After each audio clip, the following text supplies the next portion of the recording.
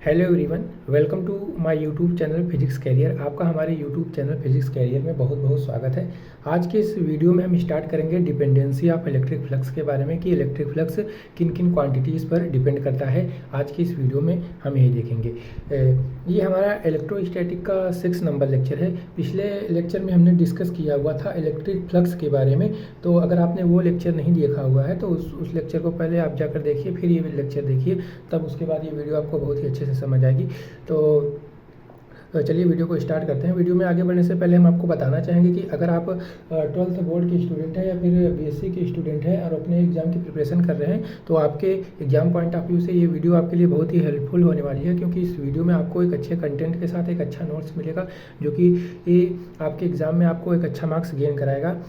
तो अगर आपको ये वीडियो अच्छी लगेगी तो प्लीज़ वीडियो को लाइक, चैनल को सब्सक्राइब और अपने दोस्तों के साथ शेयर करना ना भूलिएगा। तो आज की इस वीडियो में हम पढ़ेंगे डिपेंडेंसी ऑफ इलेक्ट्रिक फ्लक्स। पिछली वीडियो में हमने क्या पढ़ा हुआ था? इलेक्ट्रिक फ्लक्स के बारे में। किसके बारे में पढ़ा हुआ था? पिछली वीडियो में हमने पढ़ा हुआ था इलेक्ट्रिक फ्लक्स के बारे में। इलेक्ट्रिक फ्लक्स क्या होता है, आपको एक छोटा सा ओवरव्यू करा देते हैं इलेक्ट्रिक फ्लक्स होता क्या है, फिर उसके बाद हम आगे अपना देखते हैं कि क्या है डिपेंडेंसी ऑफ इलेक्ट्रिक फ्लक्स। तो इलेक्ट्रिक फ्लक्स बेसिकली क्या होता है, अगर हमारे पास कोई भी प्लेन ऑब्जेक्ट है या कोई भी ऑब्जेक्ट है, किसी भी ऑब्जेक्ट के सरफेस से परपेंडिकुलरली टोटल कितनी इलेक्ट्रिक फील्ड लाइंस पास हो रही हैं, वही उस ऑब्जेक्ट का इलेक्ट्रिक फ्लक्स होता है। क्या? किसी भी ऑब्जेक्ट के सरफेस से परपेंडिकुलरली टोटल कितनी इलेक्ट्रिक फील्ड लाइंस पास हो रही हैं, वही उस ऑब्जेक्ट के लिए इलेक्ट्रिक फ्लक्स होता है, जिसको कि हम फाई ई से डिनोट करते हैं। ठीक, और हमने बोला था कि इसका जो फार्मूला होता है phi E is equal to E into A cos theta is equal to vector E dot A. इसी फार्मूला को हम इस वीडियो में आज डिराइव करेंगे इलेक्ट्रिक फ्लक्स की डिपेंडेंसी देखकर कि इलेक्ट्रिक फ्लक्स किन क्वांटिटीज़ पर डिपेंड करता है।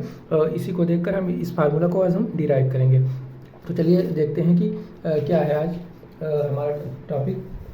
तो आज का हमारा टॉपिक है डिपेंडेंसी ऑफ इलेक्ट्रिक फ्लक्स। ठीक, तो देखते हैं क्या है। Electric flux depends on the following 3 factors. Electric flux जो होता है कि ये 3 फैक्टर्स पर डिपेंड करता है, जो कि हमने नीचे लिखा हुआ है। देखते हैं, पहला फैक्टर है magnitude of electric field. Electric field के मैग्नीट्यूड पर डिपेंड करता है। और दूसरा क्या है? दूसरा है एरिया ऑफ ऑब्जेक्ट पर। किसके? ऑब्जेक्ट के एरिया पर, कि ऑब्जेक्ट का एरिया कितना है उस पर डिपेंड करता है। तीसरा angle between area vector and electric field. किस पर?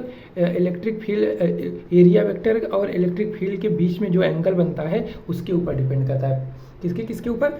मैग्नीट्यूड ऑफ इलेक्ट्रिक फील्ड, दूसरा area of object, third area vector और इलेक्ट्रिक फील्ड के बीच के एंगल पर डिपेंड करता है। तो आपको चलिए पहले एक छोटा सा ओवरव्यू कराते हैं कि ये कैसे डिपेंड करता है, तो आगे देखते हैं, जिससे आपको आगे समझने में प्रॉब्लम नहीं होगी। तो बताते हैं कि इलेक्ट्रिक फ्लक्स पहले डिपेंड कैसे करता है। तो हमने क्या बताया, इलेक्ट्रिक फ्लक्स डिपेंड किस पे करता है? मैग्नीट्यूड ऑफ इलेक्ट्रिक फील्ड पर डिपेंड करता है, डायरेक्टली प्रोपोर्शनल होता है इलेक्ट्रिक फील्ड के। और किस पे डिपेंड करता है? एरिया ऑफ ऑब्जेक्ट के, इसके भी डायरेक्टली प्रोपोर्शनल होता है। और किस पे डिपेंड करता है? एंगल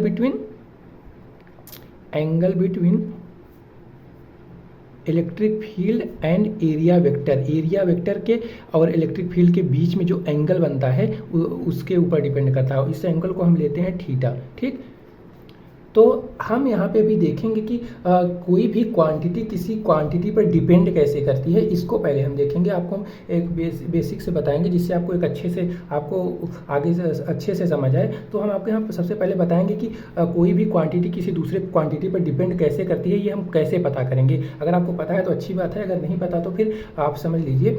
तो देखते हैं, कोई भी क्वांटिटी किसी भी दूसरे क्वांटिटी पर डिपेंड करती हुई तब कही जाती है अगर हम एक क्वांटिटी की वैल्यू को इंक्रीज करते हैं या फिर डिक्रीज करते हैं। क्या? अगर हम एक क्वांटिटी की वैल्यू को इंक्रीज करते हैं या फिर डिक्रीज करते हैं तो दूसरे क्वांटिटी की भी वैल्यू जो होती है इंक्रीज हो जाती है या फिर डिक्रीज हो जाती है, तब हम बोलेंगे कि ये एक क्वांटिटी किसी दूसरे क्वांटिटी पर डिपेंड कर रही है। कैसे? आपको एक एग्जाम्पल के थ्रू समझाते हैं। जैसे हमारे पास एक एग्जाम्पल है, एक इक्वेशन हम लिखते हैं y is equal to 2x। ठीक, अब हम क्या करेंगे, x की वैल्यू को हम एक बार इंक्रीज करेंगे, फिर उसके बाद डिक्रीज करके देखेंगे कि y जो है x पे डिपेंड कर रहा है कि नहीं। जैसे अब हम पहले हम x इज इक्वल टू 0 ले लेते हैं। ठीक, तो y की वैल्यू क्या हो जाएगी? 2 into 0 is equal to zero हो जाएगी। फिर अब हम एक्स की वैल्यू को इंक्रीज कर रहे हैं थोड़ा सा, उसके जीरो के बाद हम 1 ले लेते हैं, एक्स इज इक्वल टू 1 ले रहे हैं, तो वाई की वैल्यू कितनी हो जाएगी, 2 इंटू 1 इज इक्वल टू 2। तो वाई की वैल्यू भी इंक्रीज हुई, मतलब एक्स जीरो लिया तो वाई जीरो था, एक्स 1 लिया तो वाई 2 हुआ। अब हम एक्स को 2 ले लेते हैं इंक्रीज करके, तो वाई कितना हुआ, 2 इंटू 2 बराबर 4। ठीक, मतलब हम यहाँ पे x की वैल्यू को इंक्रीज कर रहे हैं, 0 1 2, तो y की वैल्यू भी इंक्रीज कर रही है, 0 2 4। मतलब x की वैल्यू को इंक्रीज करने पर y की वैल्यू इंक्रीज हो रही है, तो मतलब यहाँ पे ये जो y है x पर डिपेंड कर रहा है। अब यही हम रिवर्स ऑर्डर में करें, अगर हम x की वैल्यू को डिक्रीज करें, जैसे पहले x इज इक्वल टू 2 ले लें, तो y इज इक्वल टू क्या हो जाएगा 4, x इज इक्वल टू 1 ले लें तो y इज इक्वल टू क्या हो जाएगा 2, x इज इक्वल टू 0 ले लें तो y इज इक्वल टू क्या हो जाएगा 0। मतलब हम रिवर्स में ले रहे हैं, अगर x की वैल्यू को डिक्रीज कर रहे हैं, पहले 2 लिया फिर 1 लिया फिर 0 लिया, तो y की वैल्यू भी क्या हो रही है, डिक्रीज हो रही है, 4 हो रही है, 2 हो रही है, 0 हो रही है। मतलब यहाँ पे कहने का मतलब है कि x की वैल्यू को चेंज कर रहे हैं तो y की भी वैल्यू चेंज हो रही है। मतलब x की वैल्यू को अगर हम इंक्रीज करें तो y की भी वैल्यू इंक्रीज कर रही है, x की वैल्यू को अगर हम डिक्रीज करें तो y की भी वैल्यू डिक्रीज हो रही है। मतलब यहाँ पे हम बोल सकते हैं कि जो x है y जो है वो x पे डिपेंड कर रहा है। ठीक उसी प्रकार हमको यहाँ पर चेक करना होगा कि इलेक्ट्रिक फ्लक्स E पे कैसे डिपेंड कर रहा है, ए पे कैसे डिपेंड कर रहा है, और एरिया वेक्टर और इलेक्ट्रिक फील्ड के बीच के एंगल पे कैसे डिपेंड कर रहा है। तो हमको यहाँ पर क्या करना होगा, डिपेंडेंसी चेक करने के लिए हम यहाँ पर क्या करेंगे, जैसे यहाँ पे x की वैल्यू को चेंज कर रहे थे और y की वैल्यू चेंज हो रही थी, उसी प्रकार हम यहाँ पे E की डिपेंडेंसी चेक करने के लिए हम E की वैल्यू को चेंज करेंगे, तो हमको पता चलेगा E फ्लक्स इलेक्ट्रिक फील्ड पर डिपेंड कर रहा है कि नहीं। फिर सेकेंड केस में हम क्या करेंगे, एरिया ऑफ ऑब्जेक्ट को चेंज करेंगे, तो देखेंगे कि इलेक्ट्रिक फ्लक्स ये पर डिपेंड कर रहा है कि नहीं, कैसे डिपेंड कर रहा है। और फिर उसके बाद हम एंगल चेंज करेंगे इन दोनों के बीच का, तो देखेंगे कि कैसे डिपेंड कर रहा है इलेक्ट्रिक फ्लक्स इन दोनों के बीच के एंगल पर। ठीक, मतलब किसी भी अल्टीमेटली यहाँ पर कहने का मतलब है कि अगर हमको किसी भी चीज़ की डिपेंडेंसी चेक करनी होती है तो उसकी वैल्यू हम पहले उसकी वैल्यू को हम चेंज करते हैं, मीन्स इंक्रीज करते हैं और डिक्रीज करते हैं, तो देखते हैं कि इसकी वैल्यू अगर चेंज हो रही है तो हम बोलते हैं कि ये जो क्वांटिटी है वो उस दूसरे क्वांटिटी पर डिपेंड कर रही है। ठीक उसी प्रकार हम यहाँ पे ई पे अगर डिपेंड कर रही है तो हम क्या करेंगे, ई की वैल्यू को इंक्रीज करेंगे और डिक्रीज करेंगे, मतलब इलेक्ट्रिक फील्ड लाइंस को इंक्रीज करेंगे डिक्रीज करेंगे, तो देखेंगे कि कैसे इस पर डिपेंड कर रही है। ठीक, तो देखते हैं पहले देखते हैं हमारा फर्स्ट किस पे डिपेंड कर रही है, इलेक्ट्रिक फ्लक्स किस पे डिपेंड कर रहा है। फर्स्ट फैक्टर क्या है, मैग्नीट्यूड ऑफ इलेक्ट्रिक फील्ड पर, इलेक्ट्रिक फील्ड के मैग्नीट्यूड पर डिपेंड कर रहा है। और यहाँ पर हम क्या करेंगे, इलेक्ट्रिक फील्ड के जब मैग्नीट्यूड पर डिपेंड कर रहा है तो हम क्या करेंगे, इलेक्ट्रिक फील्ड को हम क्या करेंगे, एक बार इसकी वैल्यू को इंक्रीज करेंगे, एक बार डिक्रीज करेंगे, मतलब इसकी वैल्यू को हम चेंज करके देखेंगे कि ये इंक्रीज कर रहा है कि मतलब ई की वैल्यू को चेंज करने पर इलेक्ट्रिक फ्लक्स की वैल्यू चेंज हो रही है कि नहीं, इसको हम देखेंगे। ठीक, तो फर्स्ट केस में हमने क्या लिया हुआ है, फर्स्ट केस में हमने लिया हुआ है वीक इलेक्ट्रिक फील्ड, मतलब इलेक्ट्रिक फील्ड वीक है, मतलब कि दूर दूर है थोड़ा। और दूसरे केस में हमने क्या लिया हुआ है, strong electric field, means electric field यहाँ पे थोड़ा पास पास है, मतलब इनका इफेक्ट यहाँ पर ज़्यादा होगा, यहाँ पर इलेक्ट्रिक फील्ड का इफेक्ट क्या होगा, कम होगा। ठीक, यहाँ पे क्या होगा, इलेक्ट्रिक फील्ड का इफेक्ट ज़्यादा होगा क्योंकि यहाँ पे स्ट्रॉन्ग इलेक्ट्रिक फील्ड है, यहाँ पर क्या होगा, इलेक्ट्रिक फील्ड का इफेक्ट कम होगा, यहाँ पर वीक इलेक्ट्रिक फील्ड है।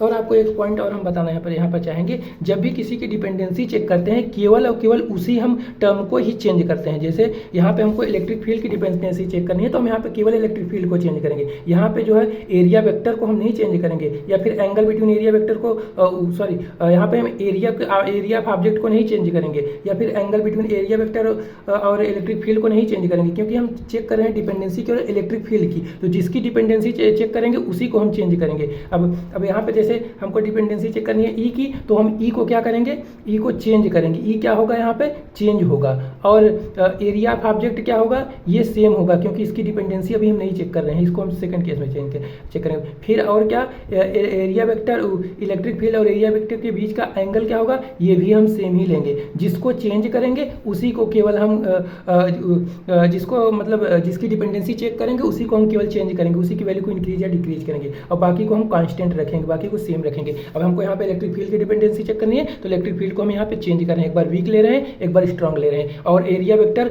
और इलेक्ट्रिक फील्ड के बीच का एंगल सेम ले रहे हैं, और क्या बोलते हैं, एरिया ऑफ ऑब्जेक्ट भी सेम ले रहे हैं। यहाँ पे एरिया ऑफ ऑब्जेक्ट जो लिया हुआ है ए, वही यहाँ पे भी एरिया ऑफ ऑब्जेक्ट है, और यहाँ पे इलेक्ट्रिक फील्ड E1 है, E1 को हमने वीक इलेक्ट्रिक फील्ड लिया है, यहाँ पे E2 कंसीडर किया है, स्ट्रॉन्ग इलेक्ट्रिक फील्ड है, और एरिया वेक्टर और इलेक्ट्रिक फील्ड के बीच का जो एंगल है वो हम सेम ले रहे हैं। कैसे, मतलब ये एरिया वेक्टर का ये एरिया वेक्टर की डायरेक्शन है और ये ये एरिया वेक्टर की डायरेक्शन है, ये इलेक्ट्रिक फील्ड की डायरेक्शन है, दोनों एक ही डायरेक्शन में, तो दोनों का एंगल कितना हुआ 0 डिग्री, मतलब सेम यहाँ पे भी है और यहाँ पे भी है। इलेक्ट्रिक फील्ड की डायरेक्शन और एरिया वेक्टर की डायरेक्शन सेम ही है, क्योंकि इलेक्ट्रिक फील्ड जो होती है क्योंकि एरिया वेक्टर जो होता है वो किसी भी ऑब्जेक्ट के परपेंडिकुलर आउटवर्ड होता है, और इलेक्ट्रिक फील्ड जो होती है जब कोई भी ऑब्जेक्ट के लिए जब हम इलेक्ट्रिक फ्लक्स उसी को कंसीडर करते हैं जिसमें कि इलेक्ट्रिक फील्ड परपेंडिकुलर आउटवर्ड होती है, मतलब इलेक्ट्रिक फील्ड भी परपेंडिकुलर आउटवर्ड है और एरिया वेक्टर भी आउटवर्ड है, तो इन दोनों के बीच का एंगल कितना हुआ 0 डिग्री, और यहाँ पे भी 0 डिग्री, मतलब यहाँ पे हमने इलेक्ट्रिक फील्ड को कांस्टेंट लिया हुआ है और इलेक्ट्रिक फील्ड को यहाँ पे हमने चेंज किया है, एरिया वेक्टर और इलेक्ट्रिक फील्ड के एंगल को सेम लिया है और एरिया ऑफ ऑब्जेक्ट को भी सेम लिया है। ठीक, तो यहाँ पे हम देखते हैं, here we consider area A of both object is same but electric field is different and angle between vector E and A also same, मतलब यहाँ पे हमने एरिया ऑफ ऑब्जेक्ट सेम लिया है और एंगल बिटवीन इलेक्ट्रिक फील्ड और area vector को same लिया है, और क्या किया है इलेक्ट्रिक फील्ड को चेंज किया है, क्योंकि हमको डिपेंडेंसी किसकी चेक करनी है इलेक्ट्रिक फील्ड की। तो ठीक, अब हम देख रहे हैं फर्स्ट केस में इलेक्ट्रिक फ्लक्स हमारा कितना होगा, फर्स्ट केस में जब वीक इलेक्ट्रिक फील्ड है तो कितनी इलेक्ट्रिक फील्ड लाइन्स पास हो रही हैं, 3 इलेक्ट्रिक फील्ड लाइन्स पास हो रही हैं, तो फाई E1 यहाँ पे क्या होता है, कितना हो जाएगा इलेक्ट्रिक फ्लक्स फर्स्ट केस का कितना हो जाएगा, वीक इलेक्ट्रिक फील्ड के लिए 3 हो जाएगा, और सेकंड केस में इलेक्ट्रिक फ्लक्स कितना हो जाएगा, सेकंड केस में इलेक्ट्रिक फ्लक्स होगा कि कितनी इलेक्ट्रिक फील्ड लाइन्स इस ऑब्जेक्ट से पास हो रही हैं, 1 2 3 4 5 6 7, तो 7 मतलब total 7 electric field lines pass हो रही हैं परपेंडिकुलरली इस ऑब्जेक्ट से, तो यहाँ पे इसका इलेक्ट्रिक फ्लक्स 7 हो जाएगा, यहाँ पर इलेक्ट्रिक फ्लक्स 3 हो जाएगा, मतलब यहाँ पे हम इलेक्ट्रिक फ्लक्स यहाँ पर हम अगर इलेक्ट्रिक फील्ड को चेंज करें तो यहाँ पे इलेक्ट्रिक फ्लक्स की वैल्यू भी चेंज हो रही है, कैसे, यहाँ पे जब वीक इलेक्ट्रिक फील्ड है तो इलेक्ट्रिक फ्लक्स 3 है, यहाँ पे स्ट्रॉन्ग इलेक्ट्रिक फील्ड है तो ज़्यादा इलेक्ट्रिक फील्ड लाइन्स पास हो रही हैं, तो यहाँ पे इलेक्ट्रिक फ्लक्स भी ज़्यादा है, मतलब इलेक्ट्रिक फील्ड की वैल्यू को इंक्रीज करने पर इलेक्ट्रिक फ्लक्स की वैल्यू इंक्रीज हो रही है, इलेक्ट्रिक फ्लक्स की वैल्यू डिक्रीज करने पर इलेक्ट्रिक फ्लक्स की वैल्यू डिक्रीज हो रही है, इलेक्ट्रिक फील्ड की वैल्यू डिक्रीज करने पर इलेक्ट्रिक फ्लक्स की वैल्यू डिक्रीज हो रही है। तो हम यहाँ से कह सकते हैं कि मैग्नीट्यूड जो यहाँ पे हम कह सकते हैं कि जो इलेक्ट्रिक फ्लक्स है वो इलेक्ट्रिक फील्ड के मैग्नीट्यूड पर या फिर इलेक्ट्रिक फील्ड पर डिपेंड कर रहा है, और यहाँ पे हम लिख सकते हैं phi E1 is less than phi E2, क्योंकि फाई E1 फाई E2 से लेस है। From figure we can see that E increases, E को इंक्रीज कर रहे हैं तो then phi E also increase, मतलब फाई भी इंक्रीज कर रहा है, हेंस यहाँ पे हम लिख सकते हैं phi is directly proportional to E, मतलब फाई E इलेक्ट्रिक फील्ड की वैल्यू बढ़ा रहे हैं तो इलेक्ट्रिक फ्लक्स की भी वैल्यू यहाँ पे क्या हो रही है, अभी लिख रहा था, अब देखिए तो यहाँ पे क्या लिखा है हमने, from figure we can see that E increases then phi E also increases, hence phi is directly proportional to E। ठीक, यहाँ पे क्या लिखा हुआ है, मतलब E की वैल्यू अगर इंक्रीज कर रही है तो फाई E की वैल्यू भी यहाँ पे इंक्रीज हो रही है, तो मतलब यहाँ पे हम बोल सकते हैं phi is directly proportional to E, directly मतलब फाई की इलेक्ट्रिक फील्ड की वैल्यू बढ़ाने पर इलेक्ट्रिक फ्लक्स की वैल्यू बढ़ रही है, तो यहाँ पे मतलब तो यहाँ पे हम बोल सकते हैं phi is directly proportional to E। ठीक, अब सेकंड केस क्या है, सेकंड केस हमारा है एरिया ऑफ ऑब्जेक्ट का, किस पे डिपेंड कर रहा है, सेकंड है हमारा एरिया ऑफ ऑब्जेक्ट, मतलब ऑब्जेक्ट के एरिया पे इलेक्ट्रिक फ्लक्स डिपेंड करता है, किस पे, एरिया ऑफ ऑब्जेक्ट पर।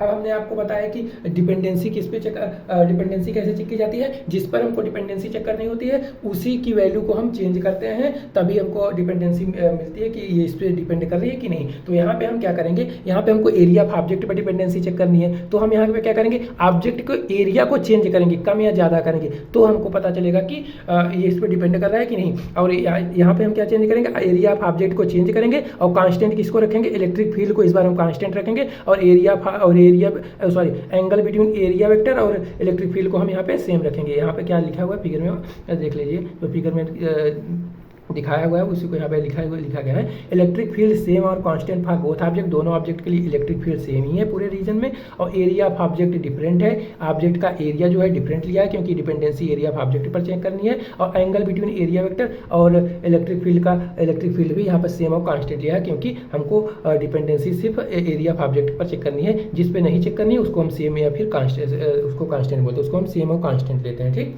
सेम या कांस्टेंट एक ही बात है, मतलब उसको हम चेंज नहीं करते हैं। ठीक, तो हमने क्या किया हुआ है यहाँ पे इलेक्ट्रिक फील्ड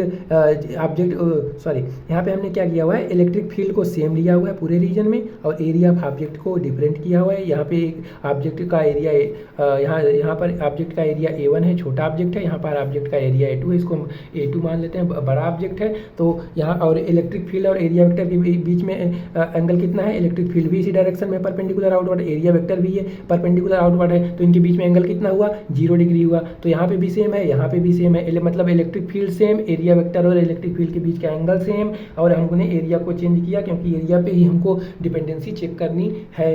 ठीक, तो हम जब यहाँ पे हम एरिया पे डिपेंडेंसी चेक कर रहे हैं तो हम देख रहे हैं जब हमने छोटा एरिया लिया हुआ है तो इलेक्ट्रिक फील्ड लाइन इस ऑब्जेक्ट से कितनी पास होनी है, 1 2 3 4। जब बड़ा एरिया लिया हुआ है, बड़ा एरिया का ऑब्जेक्ट, तो इसमें इलेक्ट्रिक फील्ड लाइन कितनी पास होनी है, 1 2 3 4 5 6।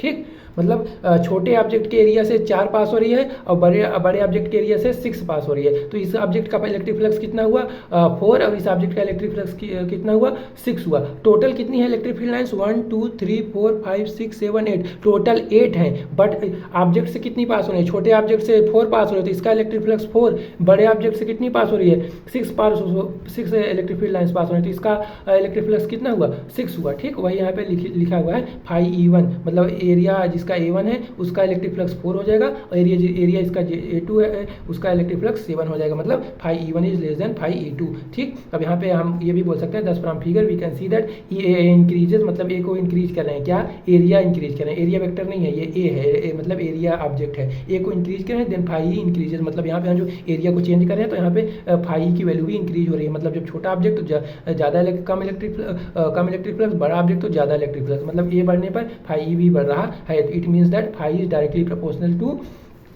एरिया ऑफ ऑब्जेक्ट, क्या, ऑब्जेक्ट के एरिया पे के डायरेक्टली प्रोपोर्शनल है, that is phi is directly proportional to A. इसको हम इक्वेशन नंबर 2 मान लेते हैं। ठीक, ये हो गया, 2 चीज़ पे हम डिपेंडेंसी चेक कर ली। अब हमको डिपेंडेंसी चेक करनी है थर्ड क्या है हमारे पास, एंगल बिटवीन एरिया वेक्टर और इलेक्ट्रिक फील्ड पर हमको क्या करनी है, डिपेंडेंसी चेक करनी है। तो चलिए देखते हैं कि एंगल बिटवीन एरिया वेक्टर और इलेक्ट्रिक फील्ड पर कैसे ये डिपेंड करता है इलेक्ट्रिक फ्लक्स। ठीक, क्या है, angle between area vector and electric field.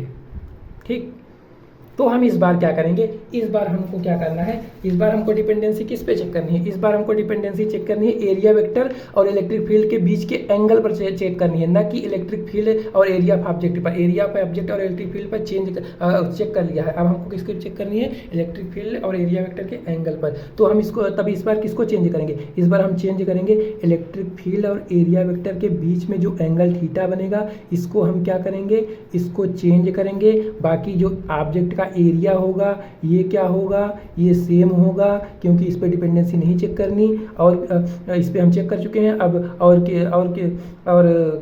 Electric field जो होगा ये भी सेम होगा, क्योंकि इसको हमको चेंज नहीं करना है, क्योंकि इस पर हम डिपेंडेंसी चेक कर चुके हैं।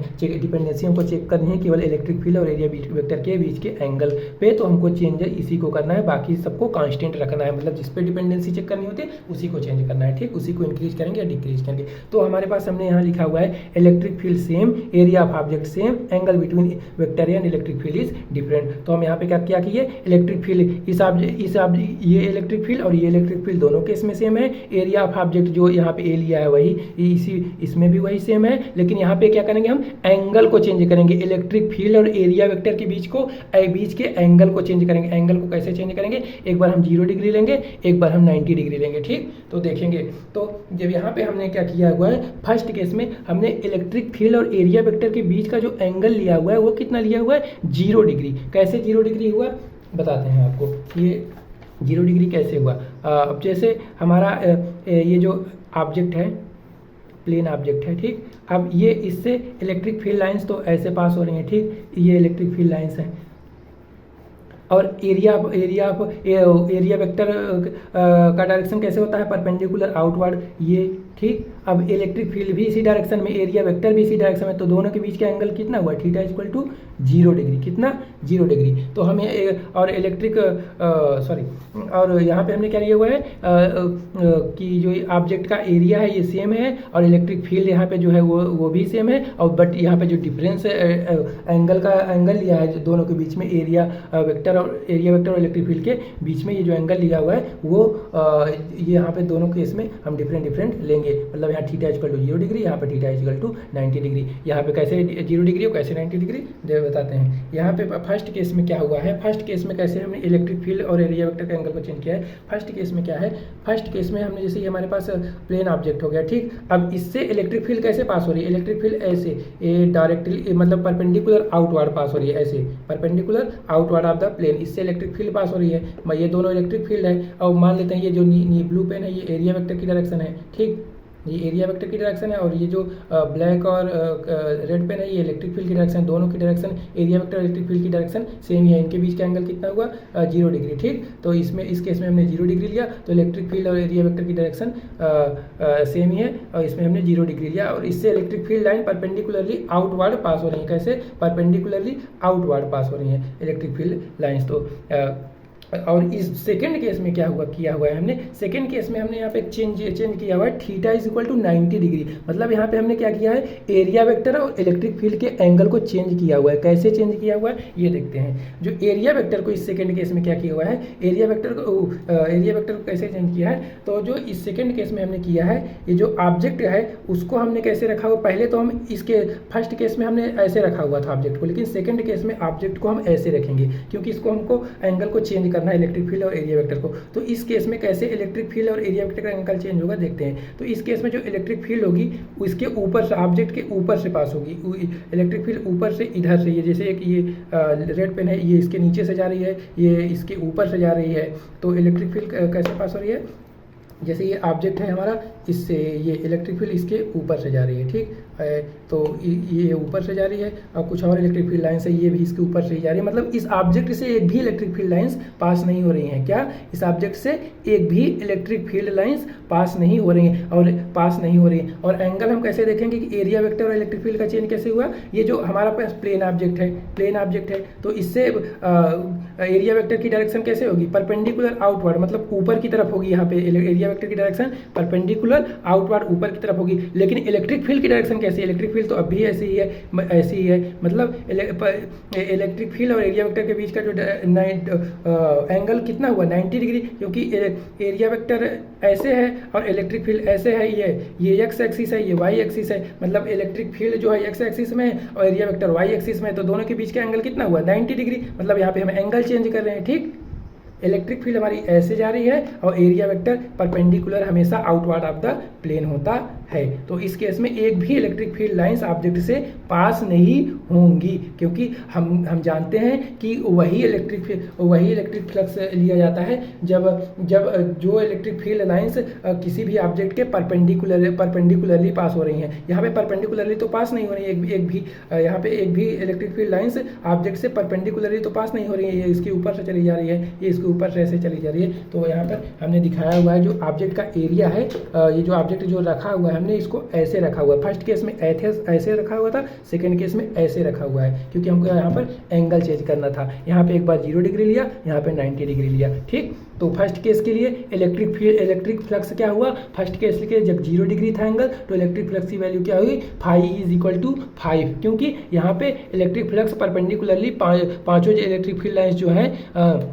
यहाँ पे जो पांचों इलेक्ट्रिक फील्ड लाइंस जो हैं इलेक्ट्रिक फ्लक्स से पास हो जा रही हैं परपेंडिकुलरली, तो इसका इलेक्ट्रिक फ्लक्स 5 होगा जो कि मैक्सिमम होगा। और इस सेकंड केस में क्या है, एक भी इलेक्ट्रिक फील्ड लाइंस पास नहीं हो रही है, क्योंकि ये 1 2 ये भी बाहर से जा रही है, ये भी बाहर से जा रही है, ये भी बाहर से जा रही है, ये तो जा रही है लेकिन इसके अंदर से नहीं जा रही है, इसके ऊपर से जा रही है। ये वाली कैसे जा रही है, इसके ऊपर से जा रही है, ऊपर से, इसके ऐसे अंदर से नहीं जा रही। जब हम ऑब्जेक्ट के एरिया को ऐसे रख दिया तो ये इसके ऊपर से पास हो रही है। एक भी इलेक्ट्रिक फील्ड लाइन इसके अंदर से परपेंडिकुलरली परपेंडिकुलरली तब पास होंगी जब ऐसे जाएंगी, ऐसे तो जा नहीं रही है, ये ऐसे जा रही है इलेक्ट्रिक फील्ड लाइन इस ऑब्जेक्ट से, तो यहाँ पे क्या होगा, एक भी इलेक्ट्रिक फील्ड लाइन इस ऑब्जेक्ट से पास नहीं हो रही है, तो इसका इलेक्ट्रिक फ्लक्स कितना हो जाएगा, 0। ये यहाँ पे मतलब मिनिमम हो गया, यहाँ पे मैक्सिमम इलेक्ट्रिक फ्लक्स हो गया, यहाँ पे ज़्यादा इलेक्ट्रिक फ्लक्स है मैक्सिमम, यहाँ पे इलेक्ट्रिक फ्लक्स कम है तो यहाँ पे मिनिमम हो गया। ठीक, अब यहाँ पे एक चीज़ नोट करने वाली पॉइंट है, आपको हम बताएं कि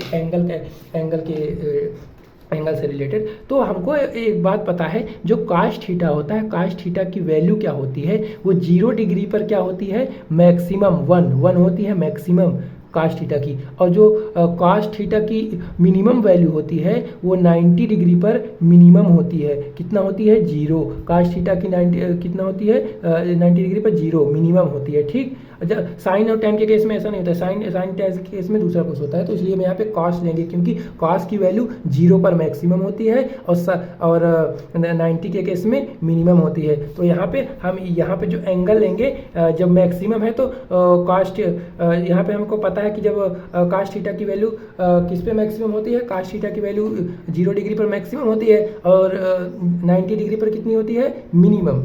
0 पे मैक्सिमम और 90 पे मिनिमम, तो यहाँ पे वही लिखा हुआ है। यहाँ पे जब 0 डिग्री है तो हमारे पास मैक्सिमम है, इलेक्ट्रिक फ्लक्स 90 है तो मिनिमम है, इसीलिए यहाँ पे हम जो एंगल ले रहे हैं काश थीटा को मैक्सिमम, काश थीटा इसलिए ले रहे हैं यहाँ पे क्योंकि काश 0 पे मैक्सिमम होता है और काश 90 पे मिनिमम काश की वैल्यू होती है। तो यहाँ पे थीटा इज इक्वल टू 0 है तो इलेक्ट्रिक फ्लक्स मैक्सिमम है, थीटा इज इक्वल टू 90 है तो इलेक्ट्रिक फ्लक्स मिनिमम है। मतलब यहाँ पे कहने का है कि यहाँ पे जो एंगल होगा वो काश थीटा होगा, क्योंकि काश थीटा 0 पे मैक्सिमम, 0 पे काश थीटा का 0 पे मैक्सिमम होता है, यहाँ पे भी 0 पे मैक्सिमम है, और थीटा इक्वल टू 90 डिग्री पे मिनिमम होता है, तो यहाँ पे भी 90 डिग्री पे मिनिमम वैल्यू होता है, मिनिमम वैल्यू देती है। ठीक, तो since we know that cos theta is maximum at theta is equal to 0 degree and maximum at minimum at theta is equal to 90 degree, hence we can say that जो phi E depend कर रहा है वो किस पे depend कर रहा है, काश थीटा पे। एंगल कौन से एंगल पे, काश थीटा एंगल पर, मतलब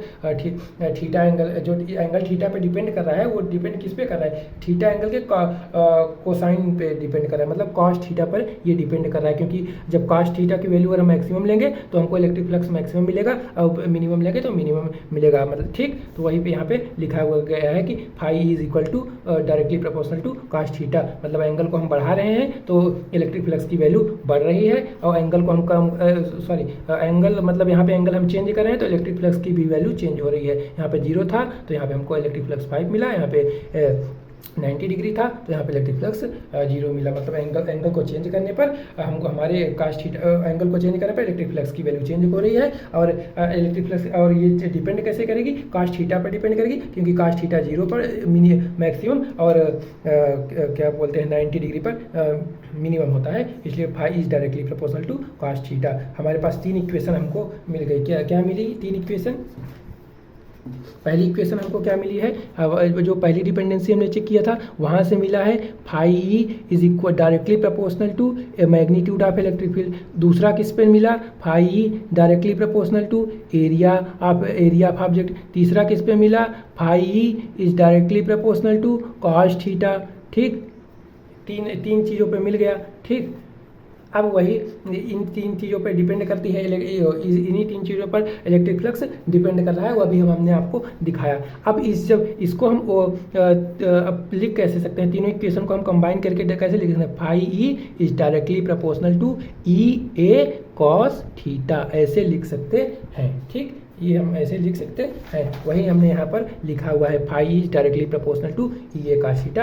कैसे यहाँ से लिखा, फाई इसके प्रोपोर्शनल है, इसके भी प्रोपोर्शनल है, इसके प्रोपोर्शनल है, phi is directly proportional to E A cos theta, यहाँ पे हमने लिखा हुआ है। जब प्रोपोर्शनलिटी हटाते हैं तो कोई कांस्टेंट आता है, कांस्टेंट को यहाँ पे हम के इज इक्वल टू 1 ले लेते हैं, इसको एक कांस्टेंट लगे क्योंकि 1 भी एक कांस्टेंट है, तो यहाँ पे हम 1 कांस्टेंट लेंगे, ई ए कॉस थीटा हो जाएगा, तो फाई इज इक्वल टू क्या आ जाएगा, ई ए कॉस थीटा।